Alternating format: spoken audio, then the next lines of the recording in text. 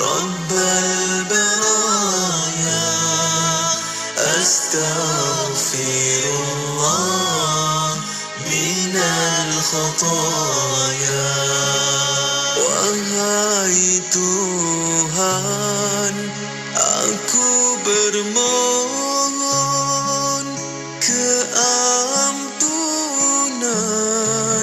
dan kemaafan. Tambahkan padaku ilmu yang berguna. Terimalah amalanku, perkenankanlah taubat hamba-Mu.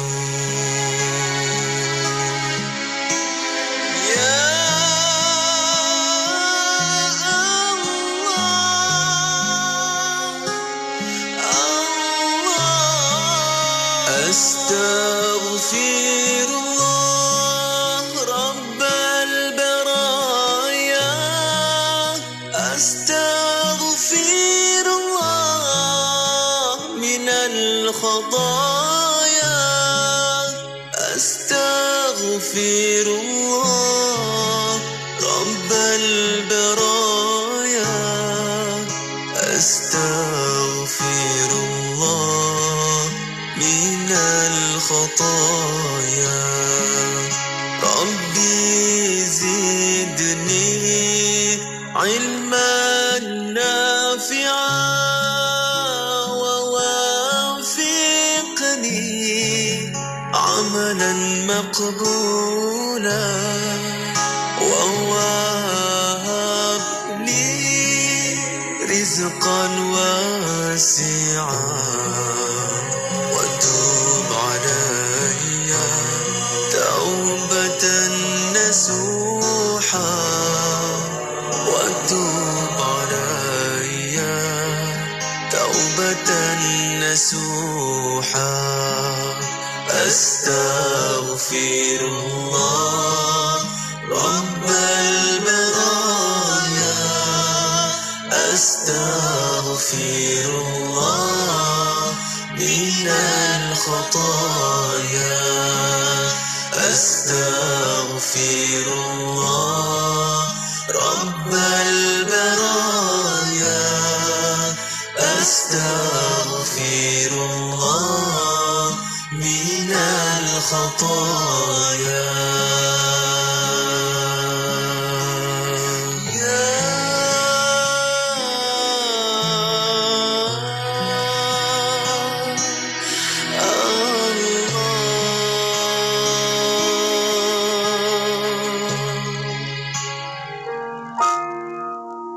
Tidak meminta doa ataupun balasan apapun kepada penerima sedekah agar pahala sedekahnya tidak berkurang. Agar pahala sedekahnya tidak berkurang. Ini orang yang punya kedudukan yang tinggi. Bahkan saya ingat disebutkan, pernah dikisahkan oleh Syed Muhammad Amin. Ketika bab sedekah ni saya rasa beliau sebutkan bagaimana Sayyidatuna Aisyah radhiyallahu taala anha, ketika mana dia ada duit, dia bagi pada pembantu dia pergi bagi sedekah pada orang. Dan dengar apa yang mereka sebut. Ketika mana orang tu sebut, pembantu dia bagi, kemudian orang ni doakan. Maka kemudian bila mana dia balik jumpa dengan Sayyidatuna Aisyah, maka dia tanya, apa yang orang yang terima sedekah tadi sebut? Mereka doakan Sayyidah Aisyah dapat begini. Apa yang dilakukan oleh Sayyidah Aisyah? Dia doakan balik kepada orang yang telah berdoa tadi dengan doa yang sama. Kenapa? Kerana tidak mahu langsung apa yang dilakukan untuk Allah dibalas oleh manusia. Itu orang yang punya ketinggian penyerahannya pada Allah Subhanahu Wa Taala. Mungkinlah kita harapkan daripada sedekah kita dapat doa daripada orang-orang yang mereka itu dilihat oleh Allah dan sebagainya. Boleh tak? Boleh. Tetapi di sini kita nak bagi tahu, kalau orang yang benar-benar tinggi kedudukannya, maka tak mengharapkan sampai doa daripada orang lain. Ini hakikat ikhlas yang sangat tinggi. Hiburan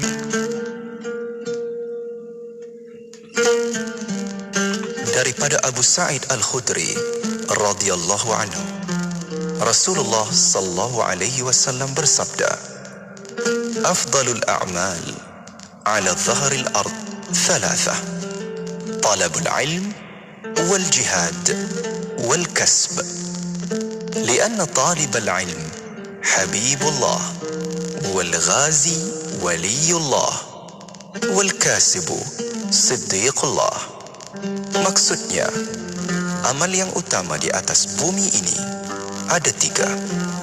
Penuntut ilmu, jihad dan usaha pekerjaan. Kerana penuntut ilmu itu kekasih Allah dan penjuang jihad itu waliullah, dan yang usaha pekerjaannya ialah siddiqullah, yakni orang-orang yang bersungguh-sungguh membenarkan Allah. أعوذ بالله من الشيطان الرجيم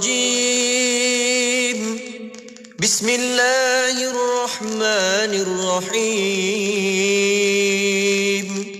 الحمد لله رب العالمين الصلاة والسلام على أشرف الأنبياء والمرسلين وعلى آله وصحبه وبارك وسلم اللهم يا دافع البلاء يا الله يا دافع البلاء يا رحمن يا دافع البلاء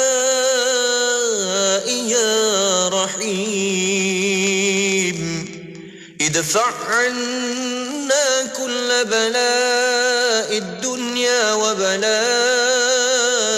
الآخرة وشر الدنيا وشر الآخرة ومن عدو من الإنس والجن ومن الشيطان وإبليس وما يطير في الهواء وما ينزل من السماء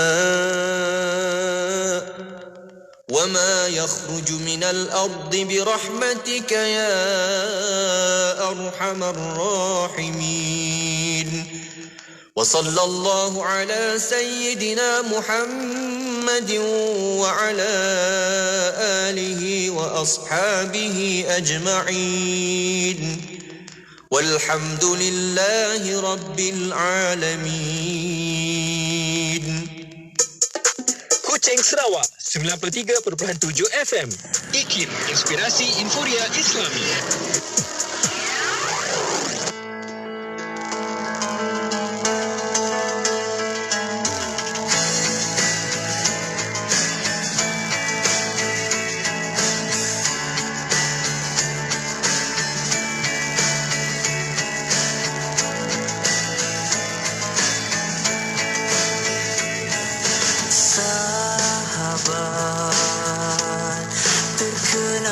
Masa lalu kau selalu ada untukku, dikala suka tawaku, dan bila tersungkurku kesedihan, tak pernah engkau tinggalkan sendirian. Terima kasih wahai sahabat, kau temanku dunia akhirat, dan ku doakanmu dan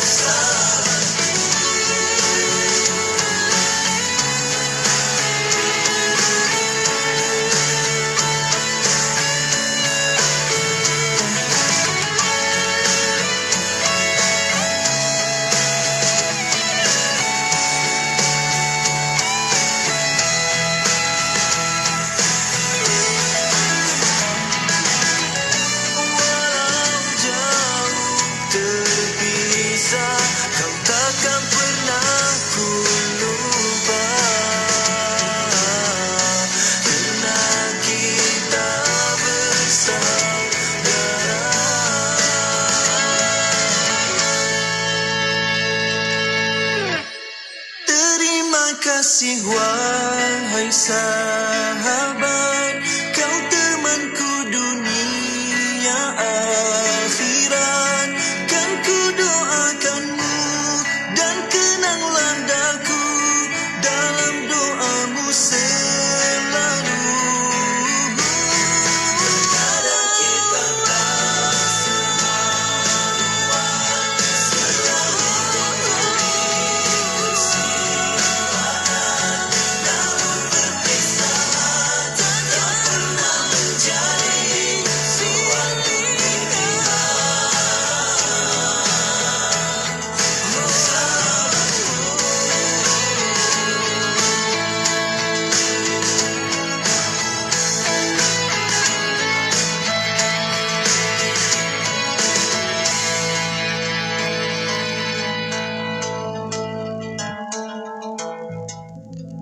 Rasulullah sallallahu alaihi wasallam bersabda, dan tidak ada suatu kaum berkumpul di salah satu rumah Allah lalu mereka membaca kitab Allah dan mempelajarinya sesama mereka, melainkan ketenangan akan turun kepada mereka, rahmat meliputi mereka, malaikat akan menaungi mereka, dan Allah akan menyebut mereka di hadapan malaikat di sisinya.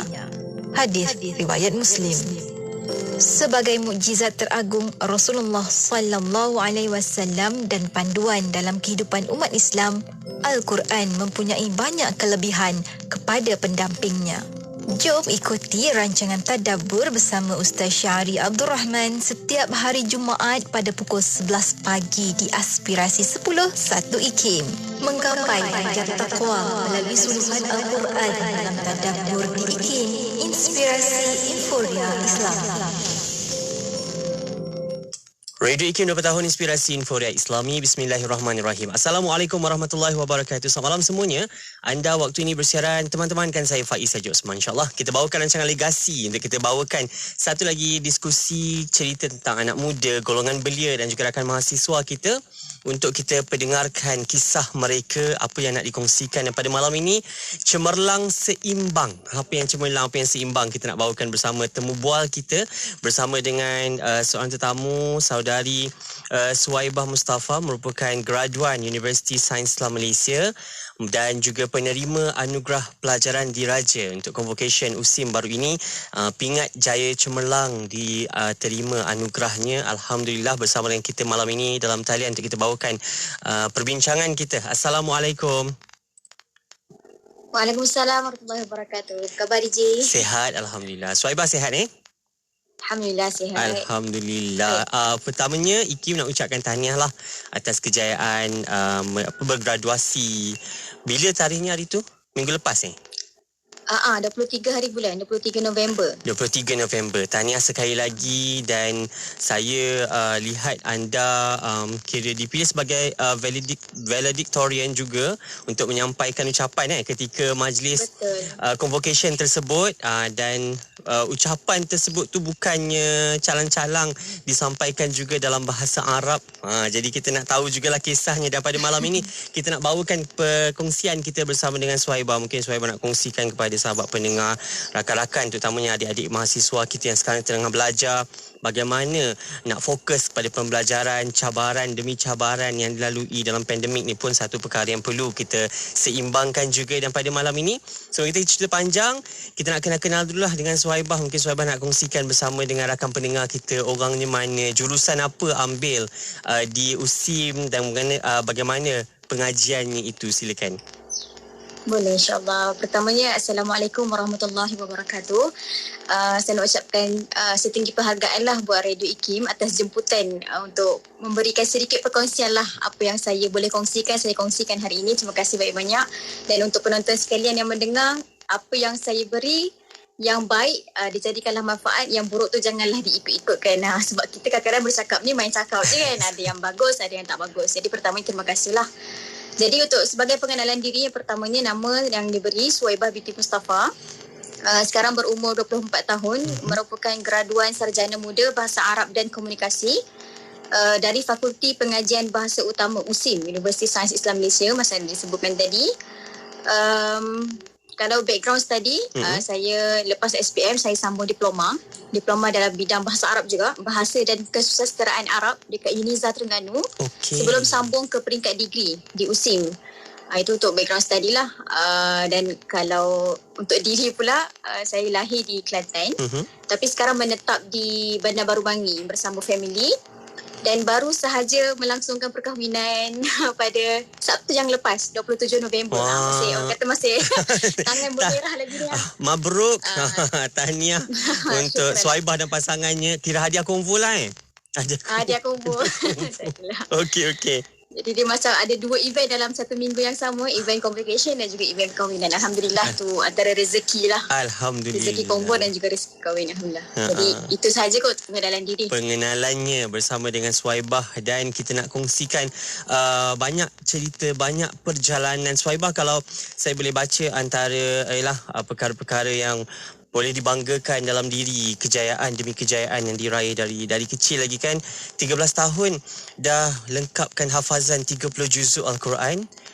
Dah lah umurnya 13 tahun waktu tu, dan berjaya dengan 1 tahun 7 bulan sahaja lengkap 30 juzuk hafazannya. Alhamdulillah, itu pun satu pencapaian yang perlu dibanggakan, dan meraih anugerah diraja dalam convocation USIM baru-baru ini pun satu pencapaian yang sangat luar biasa, dengan kejayaan dekannya lagi setiap semester, dan akhirnya membuahkan hasil. Dan saya kira untuk mendapatkan apa yang Swaibah dapat pada hari ini, dari segi penglibatan di luar kampus pun aktif juga, dengan apa yang Swaibah lalui dan apa yang Swaibah dapat pada hari ini, pasti ada banyak pengorbanan yang Swaibah kena buatlah sepanjang bergelar mahasiswa kan. Dan ada nak diimbangi masa bersama dengan keluarga, dan masuk pula pandemik pun nak sesuaikan diri. Ada orang melihat satu isu kesihatan mental satu perkara yang serius dialami dalam musim pandemik, tapi dalam masa yang sama Swaibah dapat lalui benda ini, dan akhirnya buktikan bukan sekadar lalui tapi boleh berjaya dalam suasana belajar yang sibuk. So ada harga yang perlu dibayar untuk mendapatkan satu kejayaan pada hari ini. Mungkin Swaibah nak kongsikanlah bersama dengan pendengar apa antara cabaran mungkin, dan apa antara kekangan dan pastinya pengorbanan yang Swaibah dah lalui dalam tempoh ini. Baik, kalau nak kata dah betul-betul berjaya tu tak adil lah kan. Saya nak cakap saya dah berjaya. Sebab definisi berjaya bagi setiap orang tu berbeza kan. Macam saya, mungkin saya rasa saya berjaya sekarang. Sebab dalam majlis convocation sahaja. Ada orang berjayanya dia dengan, dia boleh happykan mak dia dengan cara macam tu. Ada orang berjayanya dia macam ni. So untuk katakan saya betul-betul berjaya tu tak adil lah bagi semua orang. Tapi untuk apa yang saya kecapi sekarang, itu sebenarnya bukan satu benda yang mudah lah. Dia satu perjalanan yang sangat jauh. Bukannya mengambil masa 1 hingga 2 hari sahaja. Dan macam yang DJ disebutkan tadi, kebanyakan pencapaian saya dalam perjalanan degree dan juga diploma ni, kebanyakan kalau saya boleh cakap 90% lah. 90% adalah penglibatan debat bahasa Arab. Pidato zaman sekolah. Jadi dalam masa universiti ni memang 90% buat debat bahasa Arab lah. So kalau saya boleh cakap, antara harga yang paling besar yang saya kena korbankan adalah masa. Masa bersama family, masa bersama kawan-kawan, masa untuk berhibur. Kan ada orang kita kena berhibur kan. Zaman muda kan orang cakap nak jumpa kawan-kawan, lepak lama. Betul. Tapi itulah yang kita kena bayar untuk kita dapatkan something yang bernilai lah, orang kata kan. Dan kalau saya boleh cakap juga, saya rasa saya tak berapa ramai sangat kawan dalam kalangan universiti ni. Sebab kebanyakan masa saya memang habis dengan keluarga debat.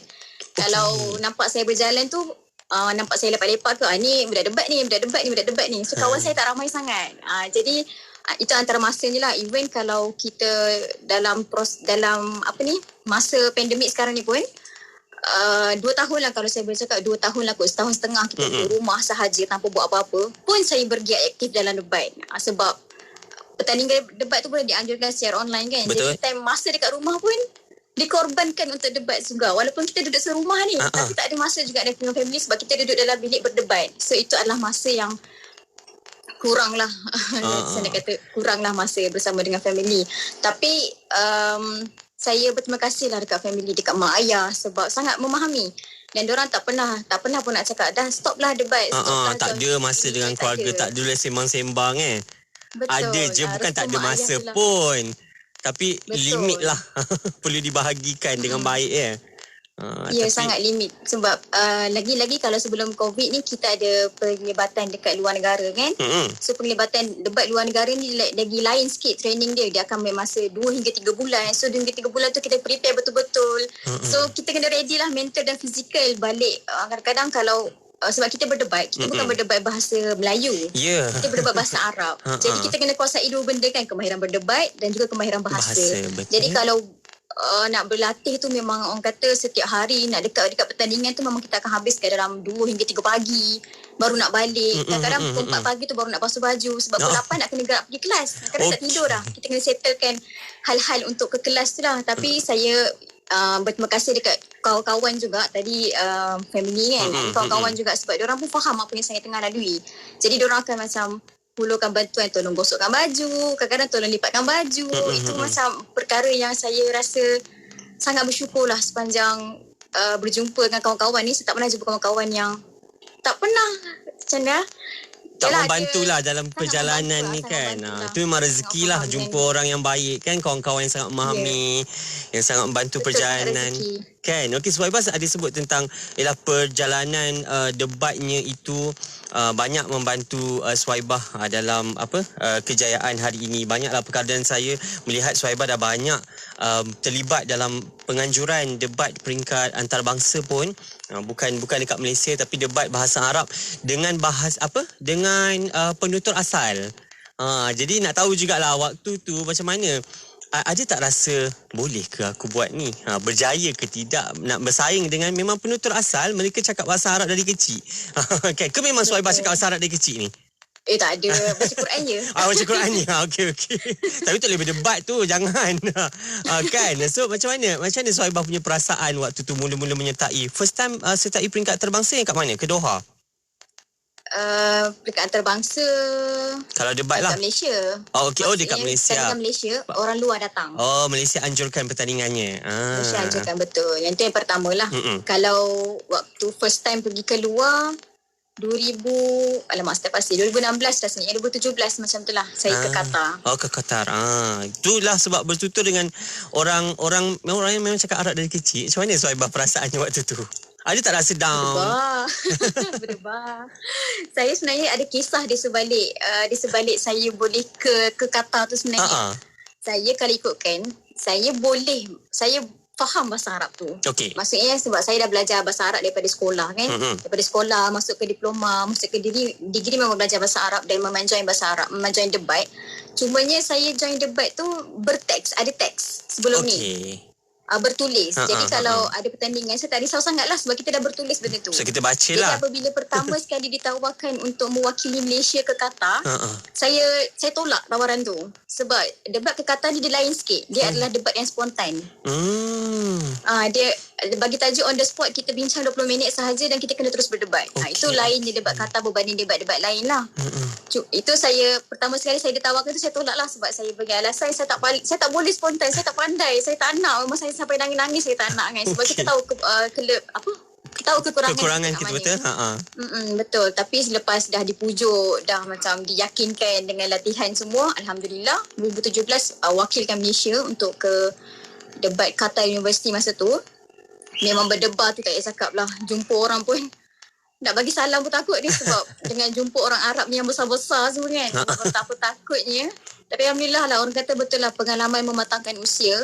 Bila join yang pertama kali tu, bila saya pergi kali kedua pada tahun 2019, saya dah biasa dengan benda. Nak kata biasa tu tak lah, tapi sebab kita dah mengalami. Familiar kan dengan keadaan. Kita dah rasa perasaan tu kan. Dah nampak depan mata.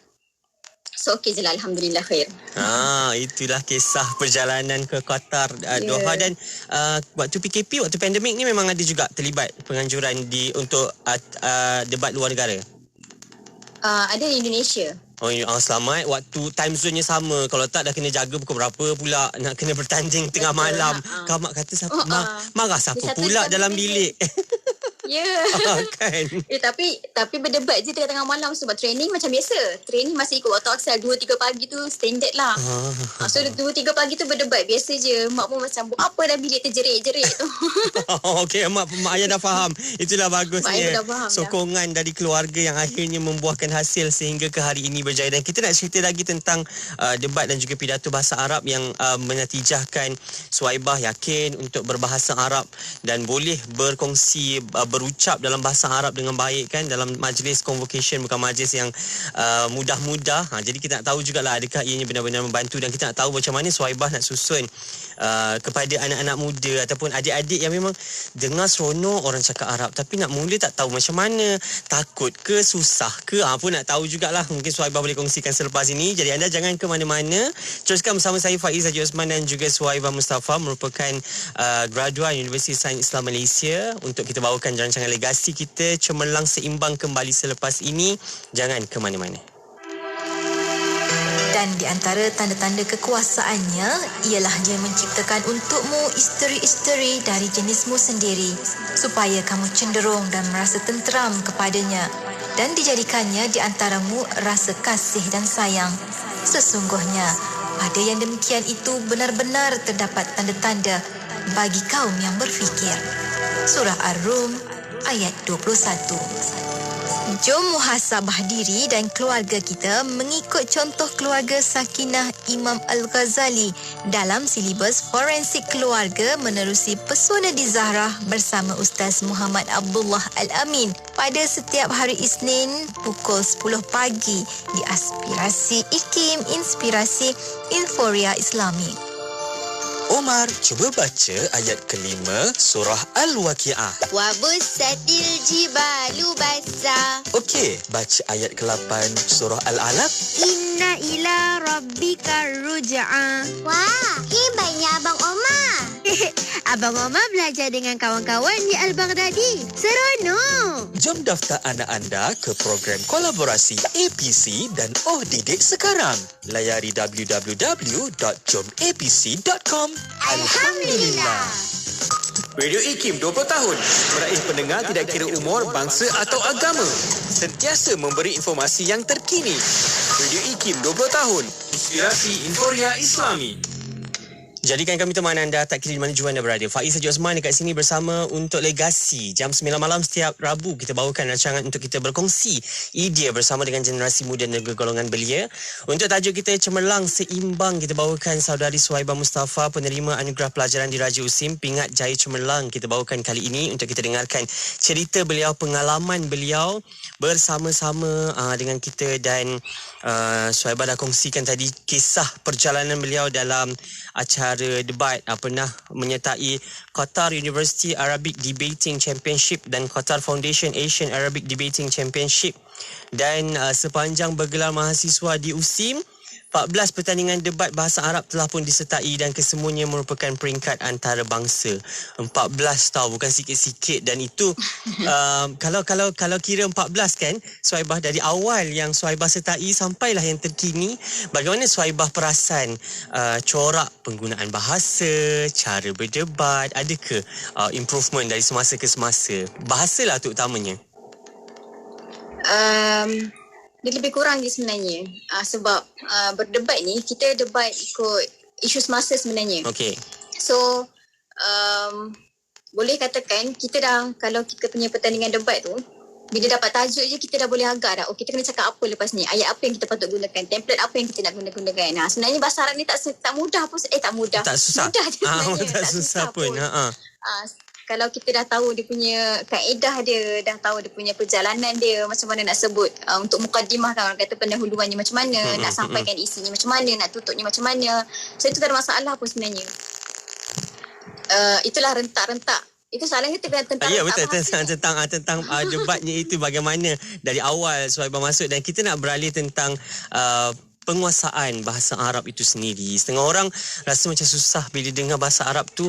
Dia bukanlah bahasa yang asing, sebab memang kita baca Al-Quran tiap-tiap hari kita baca, tapi kadang-kadang kita nak bertutur tu kita rasa macam Susah juga sebab nak faham dia punya nahunya lagi, tata bahasa Arab itu sendiri dan konteks bahasanya. Jadi macam mana kita nak yakinkan Suhaibah kalau pada anak-anak muda generasi ialah adik-adik Suhaibah yang mungkin minat nak masuk pengajian dalam bahasa Arab, nak kuasai bahasa Arab, mungkin selepas ni teringin nak bekerja ke Timur Tengah mungkin, tapi nak kuasai bahasa Arab tu mungkin susah. Tapi apa tips sebenarnya yang terbaik lah yang boleh mereka ambil untuk belajar bahasa Arab ni dari awal?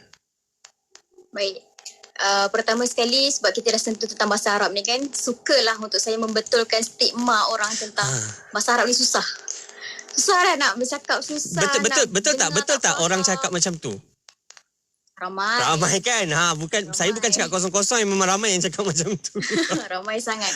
Even yang memang ambil kos bahasa Arab pun cakap susah. Saya pun pernah je rasa susahnya bahasa Arab ni, susahnya. Lagi-lagi bila kita terpaksa belajar subjek yang memang dia punya bahasa tu mendalam. Sastra Arab. Sastra-sastranya mendalam. So itu benda biasa untuk kita belajar apa-apa jenis bahasa sekalipun. Tak kira macam saya dekat universiti, saya ambil bahasa Jepun juga sebagai subjek tambahan. Jadi adalah basic bahasa Jepun tu. Dan kalau ikutkan macam sama je cara nak belajar bahasa Jepun dengan bahasa Arab dan juga bahasa Inggeris, dia lebih kurang je sebab kita belajar bahasa, kita budak bahasa. Dan sebenarnya kelebihan orang Melayu ni adalah lidah kita kan. Lidah kita senang nak dilenturkan bahasa-bahasa lain. Itulah kalau masa tengok orang, kenapa orang Melayu ni cakap Korea sedap, cakap Cina sedap, sebab kita punya lidah ni memang lidah Melayu ni kata anugerah Tuhan lah. Nak bercakap bahasa-bahasa lain senang je. So itu adalah stigma yang perlu diubah. Sebab kenapa tak susah, kenapa bahasa Arab ni tak susah, sebab kita cakap setiap hari.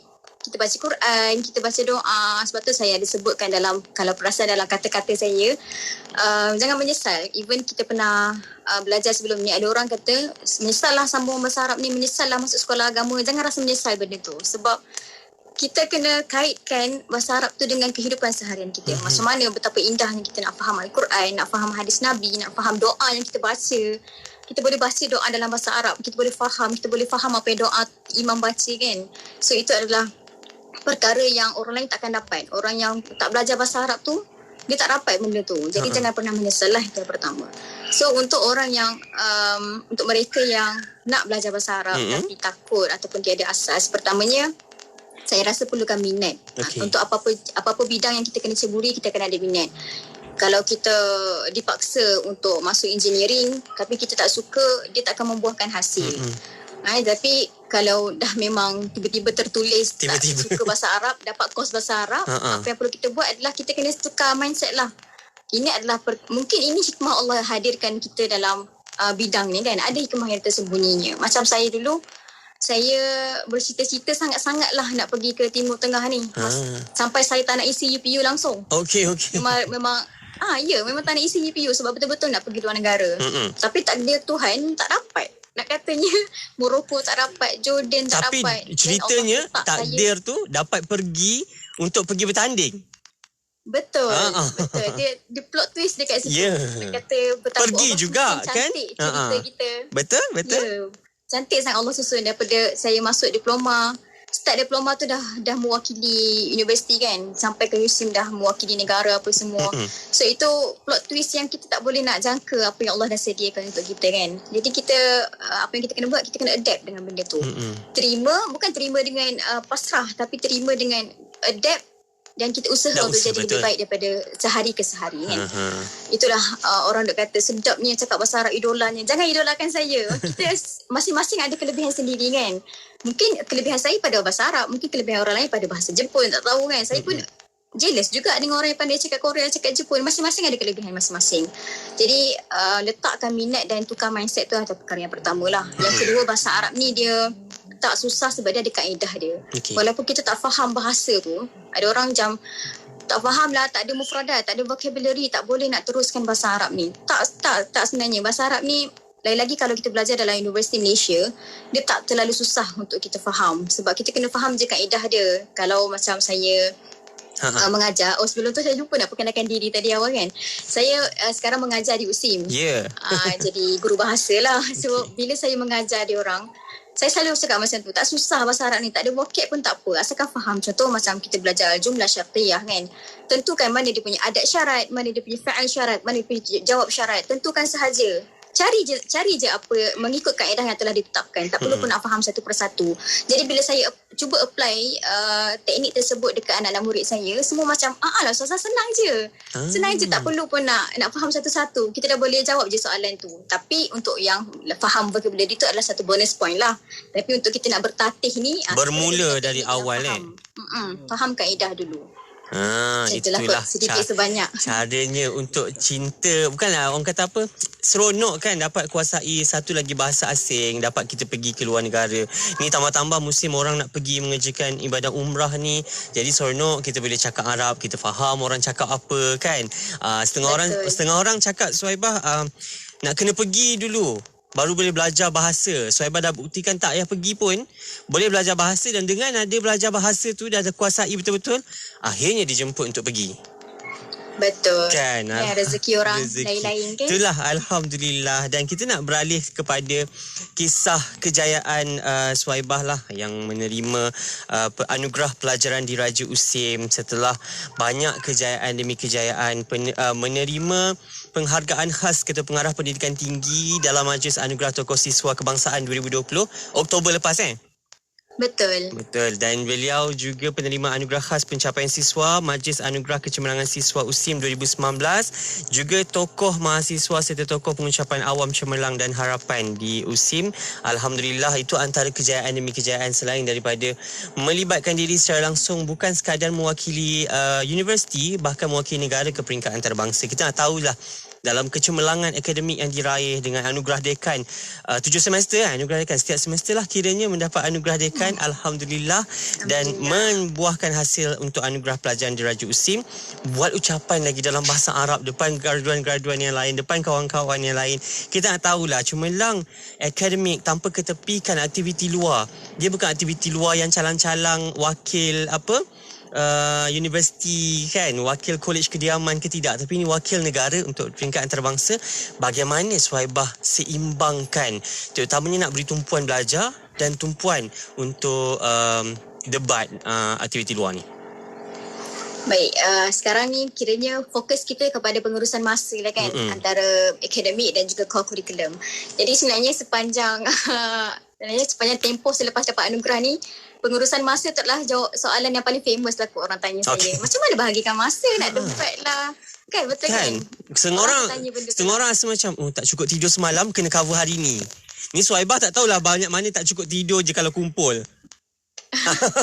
Saya suka tidur. Macam mana nak kata, kalau tentang pertama ni sebab saya minat bahasa Arab. So nak kata debat saya minat tu, tak minat pun debat sebenarnya. Kejap. Gaduh kan. Suhaibah cakap minat bahasa Arab. Dalam satu keluarga ada tak yang betul-betul bahasa Arab juga? Ada. Makanya memang adik-beradik saya ada 9 orang. Saya anak ke-7. 6 adik-beradik atas tu semua belajar negara overseas. Saya lah yang pertama negara Malaysia. Dan pengajiannya dalam bahasa Arab ke di Timur Tengah? Bukan bahasa Arab lah, bidang syariah, bidang hadis, tapi dalam bahasa Arab lah, sebab yang pertama, yang atas tu ada yang belajar Mesir, Madinah, Turki. Jadi memang diorang belajar lah bahasa Arab. Jadi tak ada masalah lah betul-betul bahasa Arab di rumah? Tak juga, sebab diorang Ami, cakap Ami. Bahasa Arab pasar. Kau nak kena belajar bahasa pasar diorang pula lah. Bahasa pasar dia lain sikit. So, bila macam saya nak bercakap dengan diorang kan, tak nak lah, tak faham lah. Sebab dia bahasa Ami, saya bahasa Fusha. Lain. Okey. Jadi tentang pembahagian masa tadi tu. Okey, baik. Pengurusan masa pertama sebab saya minat bahasa Arab tu lah. Jadi apa-apa benda yang melibatkan bahasa Arab, saya okey sahaja. Saya okey je. Maksudnya saya akan jadi willingly untuk join. Sejam ke 2 jam ke boleh duduk dengar kan. Menarik. Tapi adalah kita akan ada satu point, satu titik yang kita rasa penat lah.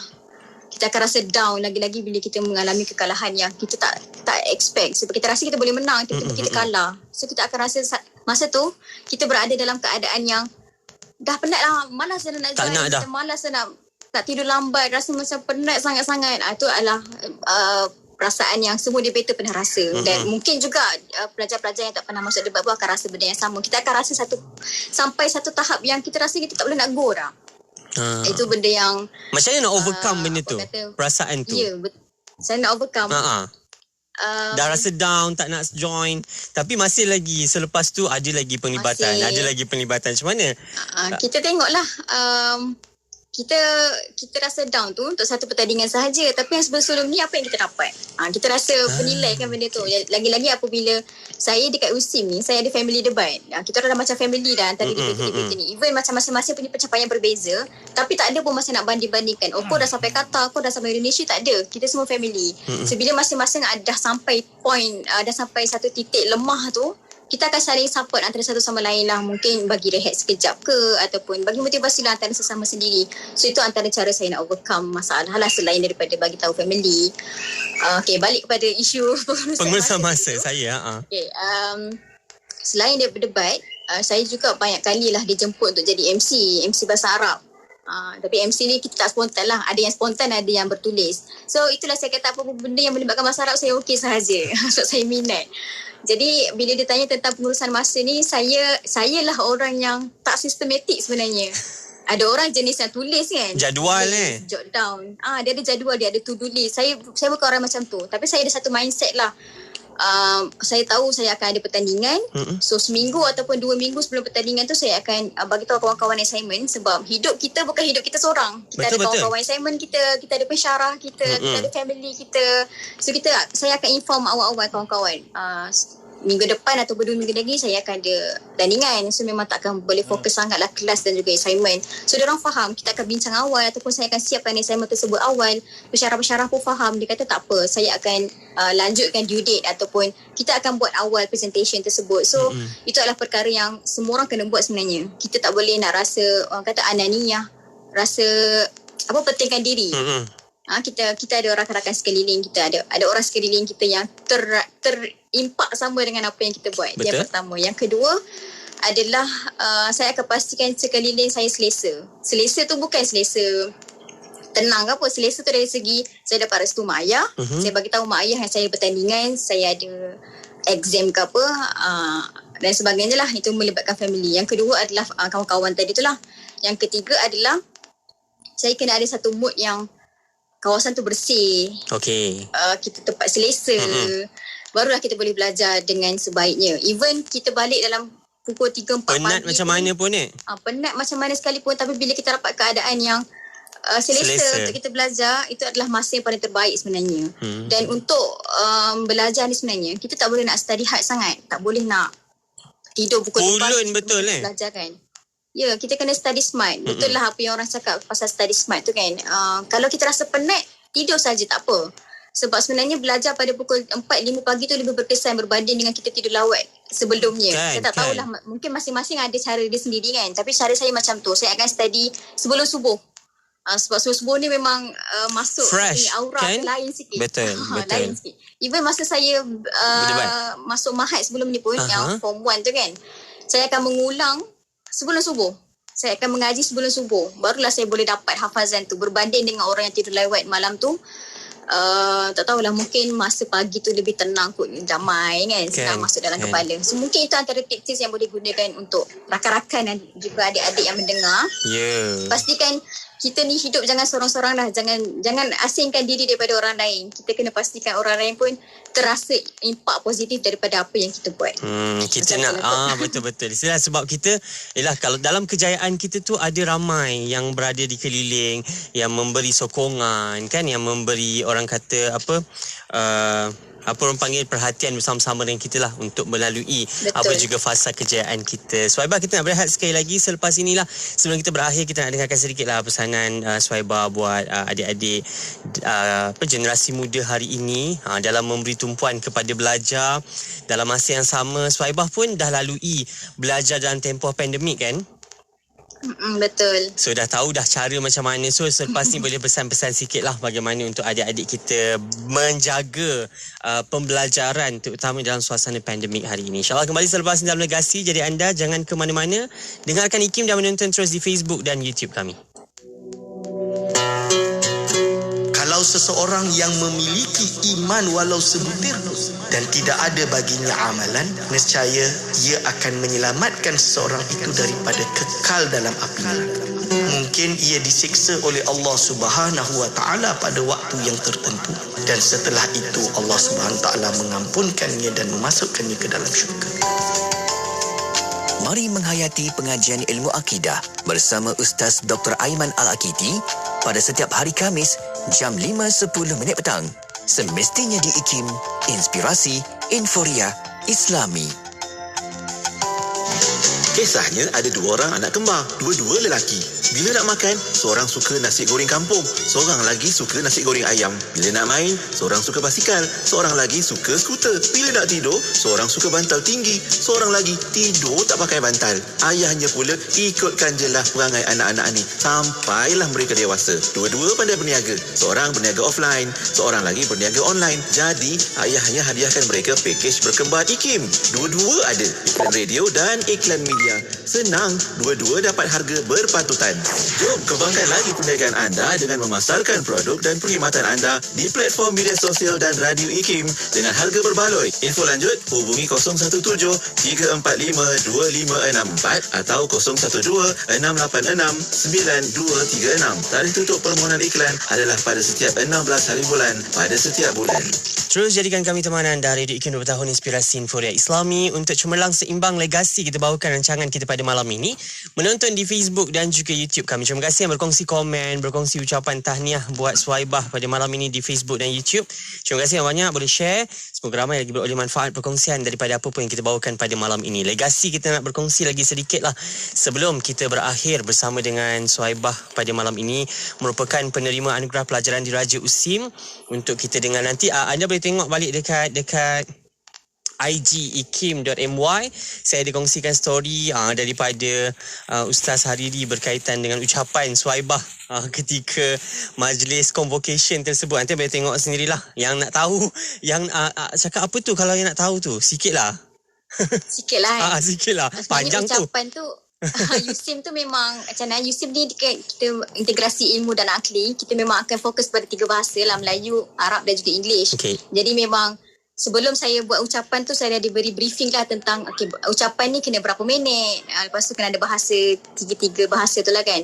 Jadi bila saya nak sampaikan ayat dalam bahasa Arab tu, dan lagi saya ni graduan bahasa Arab, lagi-lagi lah saya macam saya kena fokus lebih ni dekat bahasa Arab, dan ternyata memang orang fokus lebih pun dekat ayat bahasa Arab. Betul. Nah, simple je. Mungkin ayat dia bombastic sikit lah. Cuba ingat ke? Bahasa Arabnya? Sikitlah.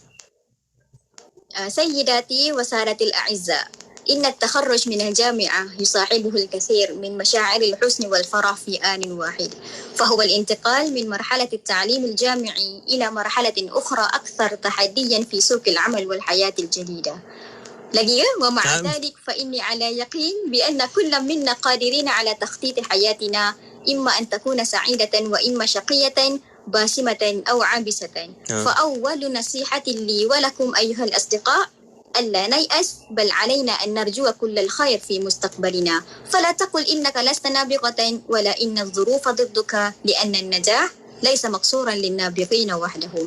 Panjang lagi lah bawah tu, tapi tu untuk yang langkah pertama. Saya memang betul macam Suhaibah cakap, walaupun ada bahasa-bahasa lain dekat situ, memang beri tumpuan betul kalau dengar bahasa Arab tu.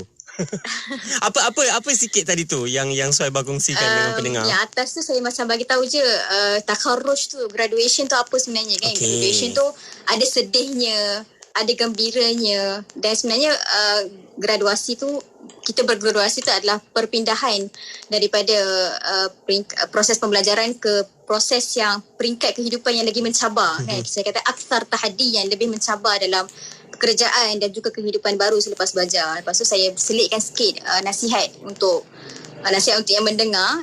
Fala taqul innaka lasta nabighatan. Jangan kata awak ni tak pandai. Sebab sebenarnya alam ini bukan untuk orang yang pandai sahaja. Macam itulah.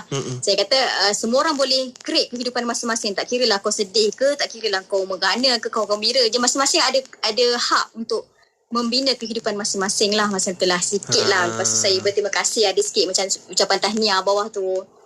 Okey, menarik. Okey, bila ialah Suhaibah dah pun tamat graduasi baru ni kan, untuk pengajiannya, ada ke plan nak sambung belajar ke lagi? Tak rindu ke selepas ni suasana berdebat itu? sangat rindu. Sekarang pun masih lagi berhubung pun dengan adik-adik. Kadang-kadang kalau dia orang ada training, saya akan turun sekali. Cuma lepas kahwin ni dia slow sikit. Baru kahwin kan. Yelah, tapi itulah, adik-adik pun baru je habiskan pertandingan sebelum ni. Dan Alhamdulillah USIM dapat naik Johai pertandingan UIA Open Debate. Cuma saya tak dapat join lah. Tapi saya sentiasa update lah dengan adik-adik punya perjalanan debat tu. Rindulah, kata rindu tu sangat-sangat rindulah. Debat lah antara benda yang saya paling rindu. Sebab debat je medan untuk saya cakap Arab sebenarnya. Kalau ikutkanlah, sebab kita duduk Malaysia kan, nak cakap Arab dengan siapa? Dalam kelas dengan dalam debat je kan. Dalam kelas sebab lain, dia tak boleh komunikasi sangat sebab mengajar kan. Betul. Okay so lah. Plan untuk seterusnya tu, saya adalah plan nak sambung master, tapi bukan dalam masa terdekat ni lah. Saya nak teruskan dulu mengajar untuk adik-adik ni sampai saya rasa sesuai untuk saya sambung belajar. InsyaAllah saya akan sambung belajar. InsyaAllah. Kami doakan yang terbaik. Dan Suhaibah, sedikitlah pesanan Suhaibah buat anak-anak muda, adik-adik Suhaibah lah hari ini yang dalam proses nak belajar, dalam apa pun cabaran, dalam apa pun kekangan nak bahagi masa dan sebagainya, bijak menguruskan masa sebaik mungkin, dan insyaAllah untuk jadi yang terbaik dan cemerlang dalam apa pun yang anda lakukan. Okey. Pertamanya, mungkin ucapan saya ataupun mungkin nasihat saya ni kelihatan klise. Ya, orang bagi nasihat kan klise, kita tak faham ataupun kita tak rasa apa yang orang rasa masalah kan. Tapi apa yang kita boleh ikut, kita ikutlah kan, walaupun klise bunyinya. Alright, selaku orang yang memang belajar bahasa Arab, mungkin saya akan fokus lebih kepada bahasa Arab lah untuk yelah, kita belajar bahasa Al-Quran kan. Macam saya baik kali ulang, bahasa Arab ni bahasa Al-Quran, jangan pernah rasa down lah. Yang pertama, itulah. Yang kedua, jangan bandingkan diri kita dengan orang lain. Nak bandingkan dengan orang yang tinggi pencapaiannya, itu tak adil lah untuk diri kita yang ada kelebihan tersendiri kan. Macam saya cakap tadi tu lah. Sebab masing-masing ada masa dia. Mungkin kita tak berjaya sekarang, kita akan berjaya lagi 10 tahun. Itulah saya cakap dalam ucapan saya, kullu syai'in yahdutsu fi waqtihil munasib. Setiap perkara itu terjadi pada waktu mengikut kesesuaiannya. Mungkin saya dapat anugerah ni sekarang sebab inilah masa yang paling sesuai untuk saya dapat anugerah. Mungkin ada orang lagi 5 tahun dia jadi jutawan. Itulah masa untuk dia berjaya kan. Masing-masing ada dia punya proses ataupun takdir Allah dah tentukan tu, kodak-kodak Allah tu kan. Dah cantik dah tersusun. Ikut sahaja, jalani sahaja kehidupan macam biasa. Cuma jangan samalah. Kita kena sentiasa cari cara untuk kita perbaiki diri kita sehari ke sehari kan. Macam ayah selalu ulang, kalau hari ni baca 1 muka surat Al-Quran, 2 muka surat, next 3 muka surat. Macam tu lah, kita buat something yang lain daripada yang lain setiap hari. Macam tu lah okay, dan saya selalu, ini ayat yang saya selalu ulang lah. Mungkin orang dah hafal dah apa ayat saya kan. Saya cakap, bercita-citalah setinggi langit, sekalipun jatuh ke awan masih lagi tinggi. Itu pentingnya kita bercita-cita. Kita berangan je benda yang kita rasa tak mampu. Macam saya sebelum ni kan, saya teringin sangat nak pandai cakap Arab. Teringin sangat-sangat. Dengar orang cakap Arab, jealous-jealousnya. Tapi tak pernah expect pun boleh sebenarnya cakap Arab ni kan. So kita kena ada angan-angan tu dulu. Cita-cita je dulu. Capai ke tak, itu cerita lain.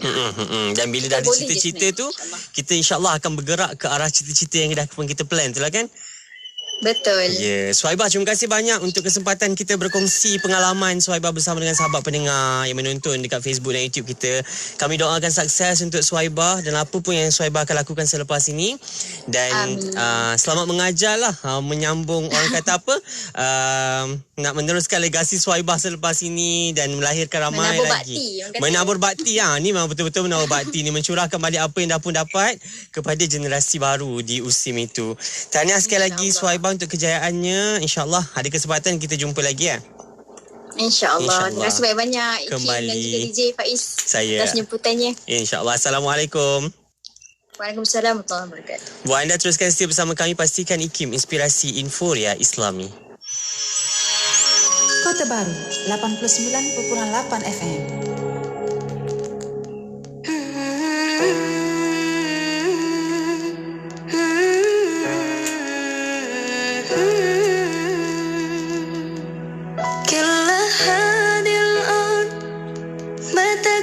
مساحة لو نعيش بلا سماحة وانت عايزنا بحب لو تضيق الأرض نسكن كالجل كل هذه الأرض مساحة لو نعيش بلا سماحة وانت عايزنا بحب لو تضيق الأرض نسكن كالغل التحية وبسلام أنشر وحل الكلام زي نود يحترام أم محبة وابتسام أنشروا بين الأنام هذا هو دين السلام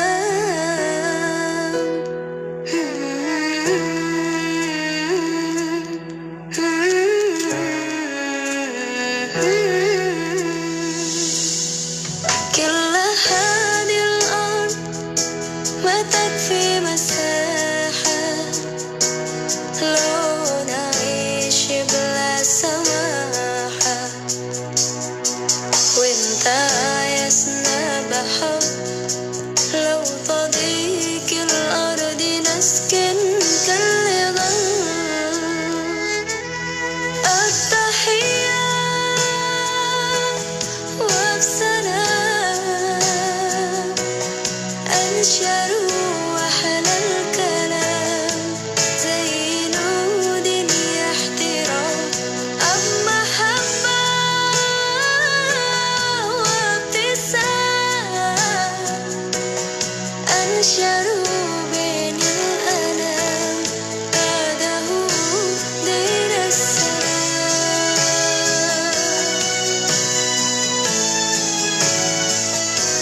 دين السلام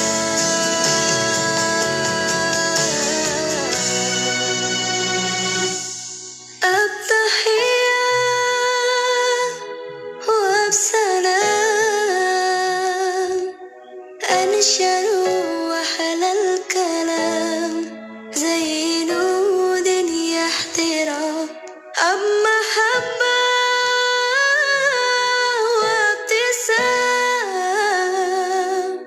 أنشروا بين الأنام هذا هو دين السلام التحية وبسلام أنشروا وحل الكلام زي نود يحترام أم محبة وابتسام أنشروا بين الأنام هذا هو دين السلام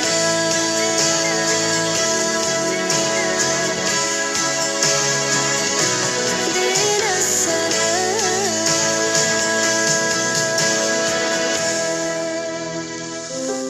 Bagaimanakah untuk kita meningkatkan probability untuk kita membuat satu keputusan yang baik dan tepat? Bagi pendapat saya, dia ada dua unsur di sini. Satu, kita mesti tahu apakah matlamat yang kita mau capai. Yang kedua ialah apakah permasalahan ataupun cabaran-cabaran yang dihadapi kita. Maka bila kita gabungkan dua perkara ini, maka kita boleh membuat satu keputusan yang lebih baik dan tepat.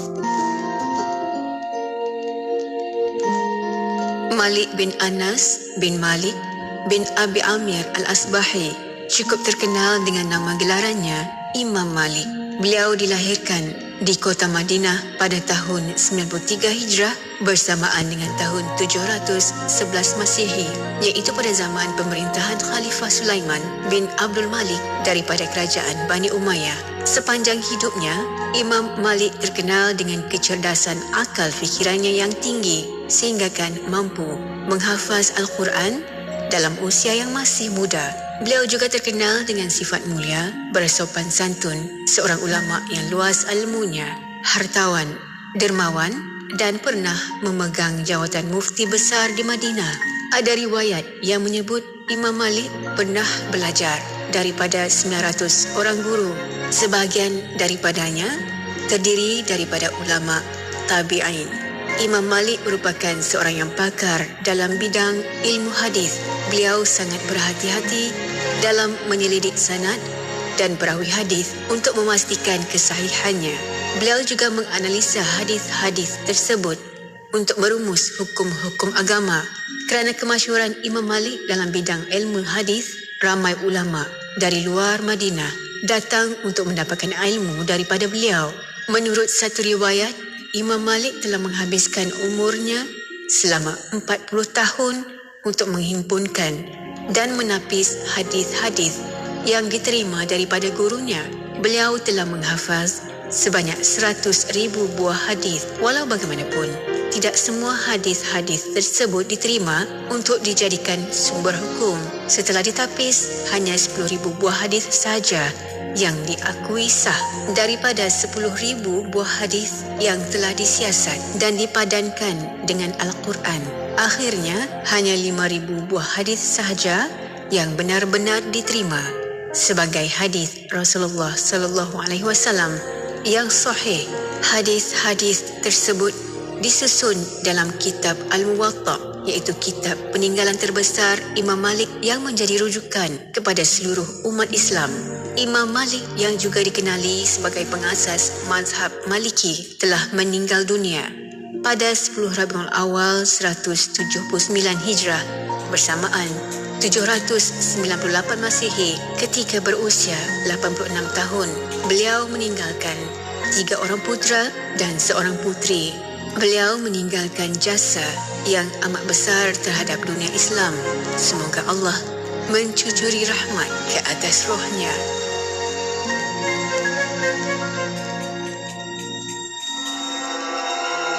Nilai-nilai bersama IKIM.